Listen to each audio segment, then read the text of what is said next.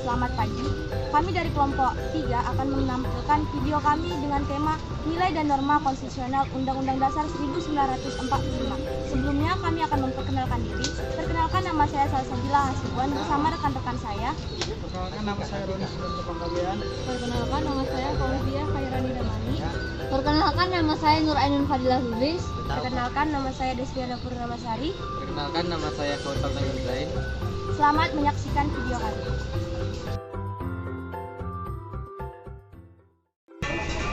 Pembahasan pertama, apa yang melatar belakangi nilai dan norma konstitusional Undang-Undang Dasar 1945.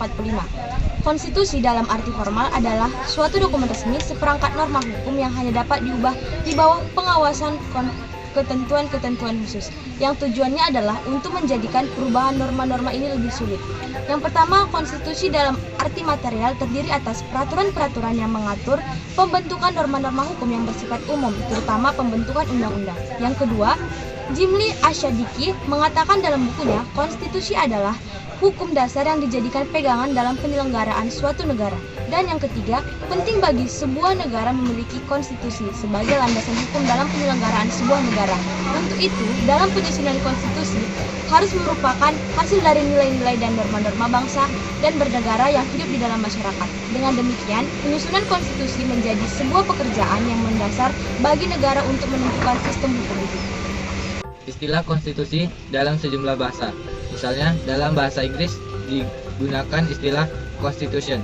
Dalam bahasa Jerman dikenal dengan istilah Verfassung.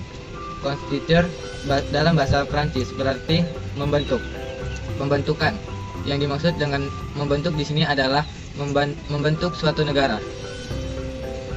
Secara umum, konstitusi berarti seperangkat peraturan atau hukum yang berisi tentang bagaimana suatu pemerintah akan dijalankan. Konstitusi mengandung permulaan dari segala peraturan mengenai suatu negara, atau dengan kata lain, bahwa konstitusi mengandung permulaan dari segala peraturan mengenai negara, pembentukan suatu negara, atau menyusun dan menyatakan suatu negara, dan sebagai peraturan dasar mengenai pembentukan negara. Tujuan konstitusi. Tujuan adanya konstitusi secara ringkas dapat diklasifikasi menjadi 3. Tujuan konstitusi adalah sebagai berikut. Yang pertama, konstitusi bertujuan untuk memberikan pembatasan sekaligus pengawasan terhadap kekuasaan politik. Yang kedua, konstitusi bertujuan untuk melepaskan kontrol kekuasaan dari penguasaan diri. Yang ketiga, konstitusi bertujuan memberikan batasan-batasan ketetapan bagi para penguasa dalam menjalankan kekuasaannya. Penerapan nilai-nilai konstitusi. Menurut Karl Lowenstein, setiap konstitusi selalu terdapat 2 aspek penting, yaitu sifat idealnya sebagai teori dan sifat nyatanya sebagai praktik. Suatu konstitusi yang mengikat itu bila dipahami, diakui, diterima, dan dipatuhi oleh masyarakat, bukan hanya berlaku dalam arti hukum, akan tetapi juga merupakan suatu kenyataan yang hidup dalam arti sepenuhnya diperlukan dan efektif. Maka konstitusi tersebut dinamakan konstitusi yang mempunyai nilai normatif.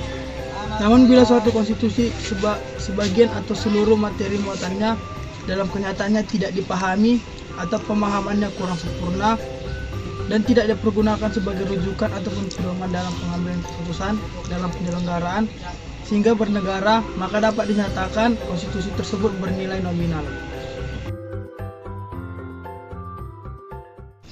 Kesimpulan, konstitusi memiliki arti yaitu suatu naskah yang dalamnya memuat keseluruhan peraturan-peraturan yang mengatur dengan mengikat dalam penyelenggaraan ketatanegaraan dalam suatu negara.